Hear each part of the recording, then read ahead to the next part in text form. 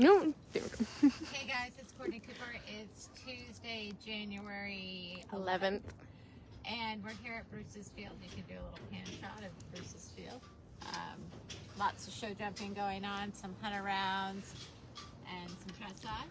I'm a 5-star rider. I am a partner in Excel Star Sport Horses, and I am the owner of the Spirit Farm. And we welcome you here to 2022 goals. And I've done goal setting before, and we have Theodore as well and Flower. They're all here.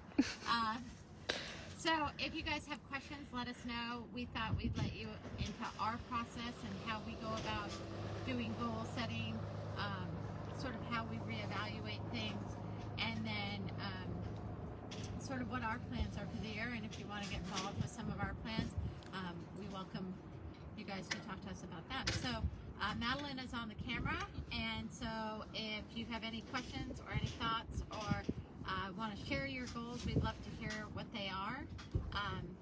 So first and foremost is to have a healthy year for all of us and for all of our horses. COVID has hit the world hard and is still here and is an ongoing problem, and so it affects all of us. It affects our businesses, it affects our friends and family, and so I'm just hoping everybody is healthy and that the horses maintain their health and soundness as well. And to everybody out there, I hope that really is the case. So that's the big goal. For Aiken, it really is to stay healthy. It seems that Aiken, you always go out and someone gets hurt, so let's hope it's not the case this year. Anyway, moving on. So short-term goals, you can do short-term, long-term goals. I have a goal package that I put together. I actually happened to find one from 2021, so I haven't done the one for 2022. So if someone wants to get it, they can get it. But I started doing this basically when I was out of college, so many moons ago. And basically what it talks about, I always start off with a quote that speaks to me.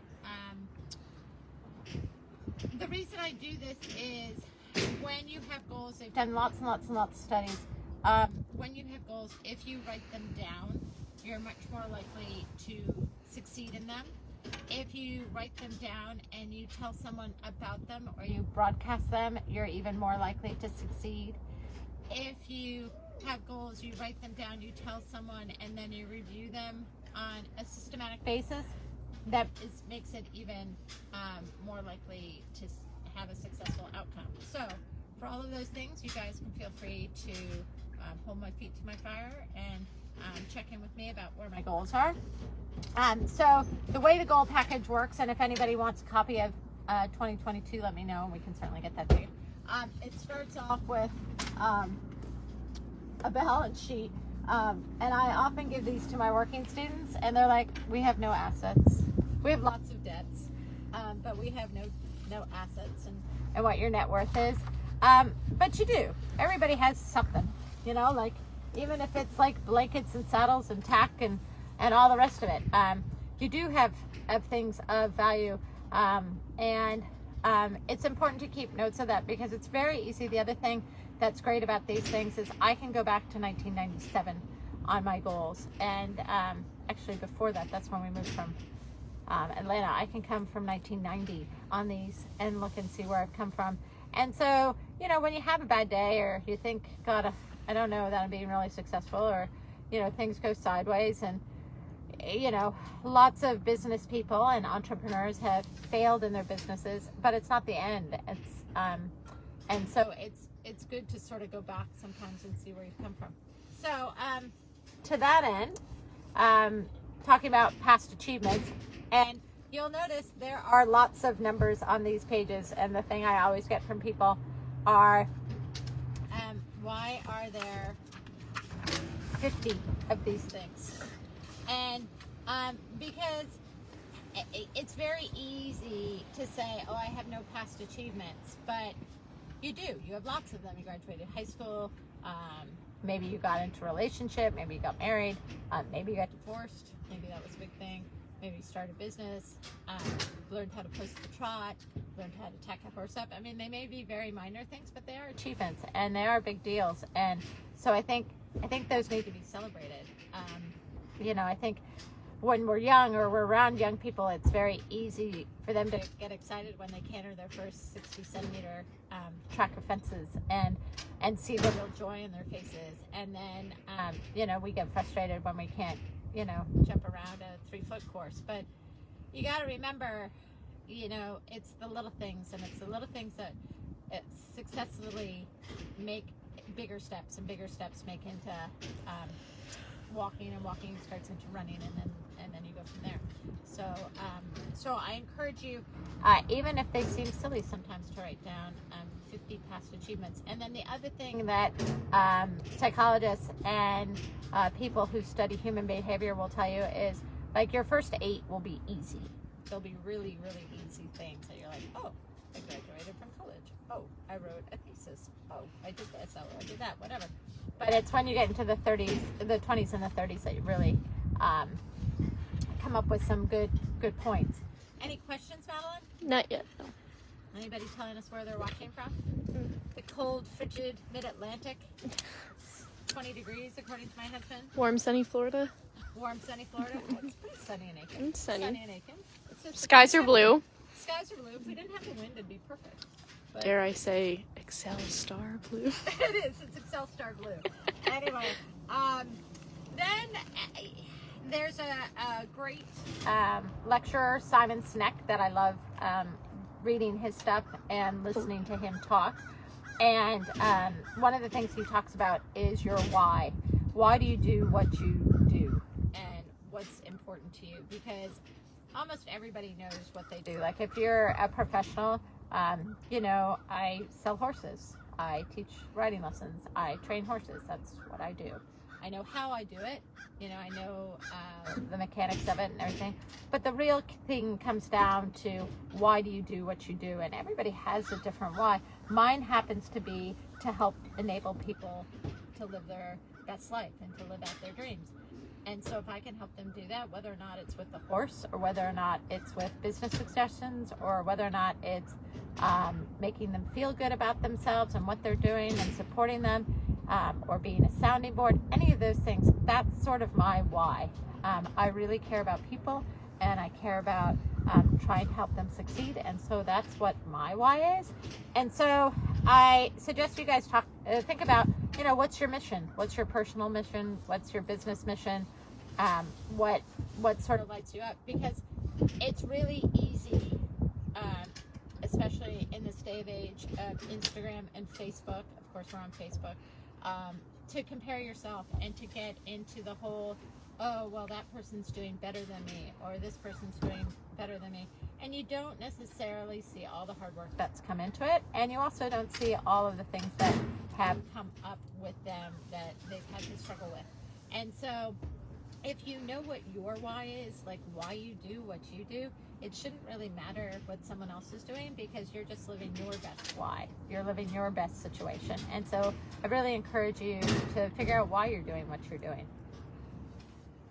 Any questions? No, but we have someone watching from Southern Pines. There you go. Someone from Cincinnati. There you go. Danny's mom says it's 80 today in California. We're all over the country. Here's another thing that I do. What or who do I value? You are, again, talking about psychologists, psychiatrists, and human behavior studiers. You are very much who you tend to surround yourself with. And so if you have people around you that don't make you the best you need to really think about that, and think about, how am I going to find some of those people? You may need to, you know, sort of go volunteer someplace to see if you can find different people to hang out with.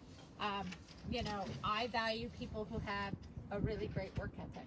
I value people who are led by honesty and transparency, and that trust is a huge deal for them.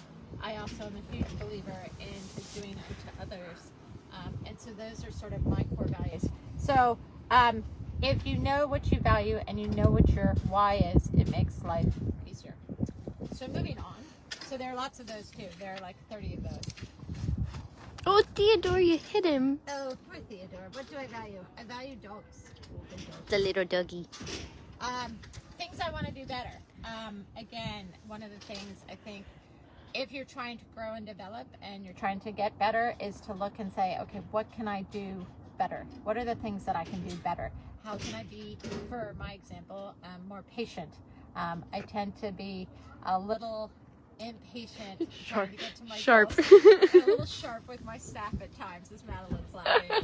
Usually sometimes it could be better. So for all my old staff and my current staff, I'm working on it, guys. I'm working on it. But things you can do better. And you know, it's important to share those things with the people around you, right? You know, like we have weekly meetings, weekly staff meetings, to talk about sort of what our goals are for the week and where we're going for the short-term stuff.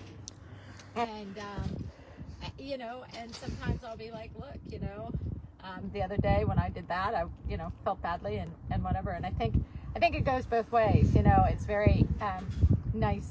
I've had my staff come up and be like, oh, you didn't handle that very well. You know, we all make mistakes and we're all trying to get better. And so that's really, again, surrounding yourself with people who can be vulnerable and tolerant of your mistakes. I think that's great. So things I want to do better. Again, 30 of those little things. Things I would have changed. And these aren't necessarily things you would have done better, but there's a thought in current psychology about doing, most people do postmortems on their business deals. You know, what we could have done differently in a deal to make it go better, or how can we continue to grow our business? And this is one of the things that they've now thought of as being very helpful, is doing a pre-mortem and saying, okay, you know, our goal is, for example, one of our big goals, just to let you guys into it, is we'd like to take some of these very nice 7-year-olds we have to Le Lion d'Angers in France in the second week of October. And to do that, we'd like to go over there and do a competition or two before then. So we'd really like to be over there most of September. And so that's a pretty big deal. And so we've got some ideas on how we're going to do that and how we're going to do that. But things I would have changed, it goes to, you know, if, for example, you know, just different things, like how I would have changed different things. And so getting back to the idea of a pre-mortem, you know, if our idea is to go to Le Lion, one of the things I'm going to ask everybody that works for me and my husband and the people I work with and the people I trust and value their opinions, and I'm going to say, okay, let's say I don't get to Le Lion. What could have happened to not get me there? Well, I could have gotten hurt. Well, who could I have gotten hurt off of? Young horses. Okay, so maybe I don't need to ride the young horses. Maybe I need to hire a staff person. My horses could have been hurt. Okay, so I need to have regular vet visits. You know, their feet could have gone to crap. Okay, that means that my farrier needs to be here every 4 weeks. You know, all of those things. And so that goes to this list, things I would have changed. So a pre-mortem can help you sort of figure sometimes things you would have changed. Okay? Any questions? Anybody sharing any of their goals? Not yet. Not yet. Okay. So then I get into goals, and I sort of break my goals up into, and these are like forever goals. These are like, you know, a long-term goals. And so I do horse-related ones, school or business-related ones. You can see I started this when I was just out of school. And then personal ones. You know, if you all tuned in December, you know Neil and I are hoping to get our kitchen redone, which is a huge deal. The damn kitchen. And so to that end, you know, there's a lot of stuff that has to go into it. We're taking out a bearing wall, so you know, we've got to meet with structural engineers and get plans done and things like that. And so that'll go on this list. So after you spend some time doing all these things, and the thing about these lists, these are not lists that you can sort of go, oh, I'm going to give myself half an hour to do this job. This is one of those things you have to ruminate on. And they say that the creative process and the creative way of going through things, you can't set a time limit for it because you have to percolate and you have to let time and things go on. So continuing on, I also have sheets on in 5 years, in 10 years, and in lifetime. And these can change. Like, I know that at one point I had said run a marathon. Well, if anybody knows me, I've been broken enough and my ankle hurts enough on a regular basis that no longer is a goal that I want to run in a marathon. To that end, those change. But it's kind of fun to write down things like that and to look back and to sort of see, what's important and what's not important and what's changing in our life. So, how do you decide what to do about which goals? So again, I listen to a lot of podcasts, I read a lot of books, and they say, pick your top 3. So you pick your top 3, and you sort of make a strategy, what your goal is, and what's your strategy to get there. And this is obviously very basic because there are only 2 strategies.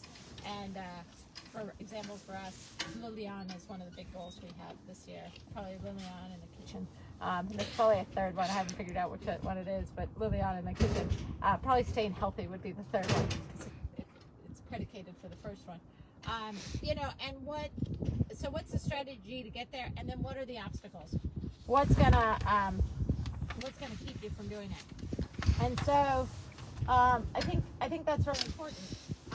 One of the things that I also do is I if anybody has been around me, they will know that I have lots of these strewn around my different sizes, different shapes, different colors, journals. And I use them all the time. And I put my thoughts in them. And this is the one on outcomes and things I want to have happen and how I'm going to make things do it. And it's a little easier because I keep those, my goal planning things, in a binder, in a 3-leaf binder. Not many people have those anymore. But I'm a pen and paper kind of person.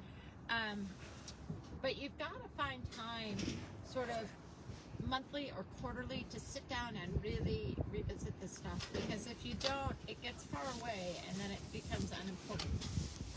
And it's not necessarily about losing weight. It's not about doing those things that, we all have New Year's resolutions. It's about living your life the best way you can. And so, to that end, I'm happy to share more with people in terms of if they have questions. We have a question. Oh, we have a question. We have a question. Sorry, I was waiting for you to get to a stopping point. It says, do you have recommendations for running a postmortem? I know you were talking about postmortem. I know you were talking about premortems, but do you also do a postmortem when things haven't happened? Yeah, I do, actually, because I sort of, the way I do postmortems is I sort of do them at the time. Several of you might know I have a very fancy gray horse, our River Star, who's our homebred, who won the 4-year-olds. And River has had some success going up the levels. And he unfortunately had a run-by at, not even a run-by, because that means you're in the same zip code as the fence. Cross-country down in Florida last year at the 2-star long. And he just overjumped something and didn't even see the turn. And what that did was we went home and we sort of reevaluated where we were. And so to that end, our thought was what we needed to do training. And we went sort of, the post-mortem was thinking about Lilian, I sort of did the post-mortem in May because I sort of decided in May that we weren't going to make that happen. And so in terms of postmortems, you can go back and look at things and sort of say, okay, well, why didn't this happen and what should I what could I have done differently? And so in terms of postmortems, I think it's sometimes really helpful to give it some time. That's one thing, because I think if you have something that doesn't happen and you're in the fire of it, the emotion can run very, very high. The second thing is, I think it's very helpful if you have someone who knows the story but isn't close to the story. In other words, knows the players, knows the situation, because sometimes they can provide an impartial sort of point of view. The last thing I would say is it's important to keep in mind the context. A lot of times we make decisions and we have thoughts about why something didn't happen because we paint a context to something. For example, someone cuts you off, driving the rig, and you're like, oh, what what a blank, blank, blank. And maybe, their wife was in labor and they were in the car. Maybe they really had to go to the bathroom. They really had to get to the convenience store. Maybe, they were sick and they needed to get where they were going. Maybe they just were in a hurry and they didn't even notice you, And so if you think of it from that standpoint, it's a very different standpoint than to say, oh my God, I can't believe someone just did that. What an ignorant, arrogant prick, And so I think you have to have the ability to check out context because I think that that's real important. So I hope that answered that question. We have another question. It's from Elena. It says, what do you recommend for folks planning to come back from a major injury regarding goal setting? How does time out of the tack affect your planning? Well, I've had lots of major injuries, so I feel like I can answer this. I think that the first thing is to go slow. I think it's really very easy to be like, oh, I want to get on, and I want to go, and I want to do, and I want to prove myself. First off, there's nobody to prove it to except for maybe yourself. And so by going slow, you give yourself the time to do that. So first thing I would say is make sure you're physically healed, and then make sure you're mentally healed. I work with a sports psychologist and have through years, and she's a good balancer for me. And I know at different points when I've had things happen, people that have died in falls that have affected me, my personal situations when I've been hurt, that it's nice to have someone professionally to talk to. So I would do that. Then depending on how badly you got hurt or where you got hurt, I would reassess your instruction. Was it your instruction that led to the injury? Did they ask you to do too much, too little? Was it just a bad situation? That happens. I'd also reassess your horses. I know that for me, early in my career, I would take a lot of horses that I would not take now to sell because of, I'm older, I've been broken a lot, and I really want to be riding exceptional jumpers so I don't get hurt because the fact of the matter is you can always get hurt. And so, I try to, it's sort of like driving a car with airbags. I try to protect myself as much as I can, seatbelts and airbags. So that's something I would do. And then I just go slowly, again, depending on where you were in the process. I have started some of my rehab on the lunge line, and doing lunge lessons and getting comfortable back in the tack and having my reins if I wanted them, but having someone else in control so I could develop my seat and then slowly building on that. So I don't know if that answers the question. Certainly I'll be happy to go into further depth if you want. So just write me again if you want a different question. Any other questions? Nope. No other questions. So that's a little bit about how we goal set. I'm lucky in that usually about every 3 or 4 months I go to Ireland, so I get some time on an airplane where the phone's not ringing and the email's not going, and I can spend some time thinking about things that are important to me. And so that's something I have enjoyed doing, although I didn't do that last year or the year before because of COVID, but hopefully this year will be a little bit more normal. I hope you guys have the best of all things in 2022. We're very excited to be back in Aiken. We have probably the best group of people as an ensemble that I've ever worked with. They are all really great human beings, as well as being great students of the sport, as well as being wonderful to work with, and we have a good time and we laugh a lot. So please feel free to stop by if you're in Aiken and you want to visit. If you want to look for a horse, let me know. And of course, you guys stay healthy and happy. If you need any questions answered on goal setting, let me know.